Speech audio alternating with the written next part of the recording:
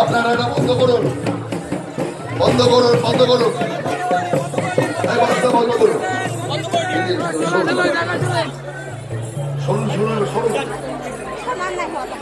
আরে শুনুন না, হয়ে গেছে ছেড়ে দিন।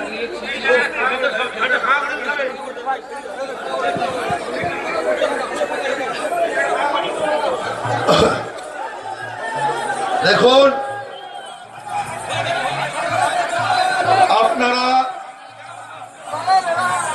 আপনারা এর আগে শুনেছেন যে রাজ্য সরকারের চক্রান্তে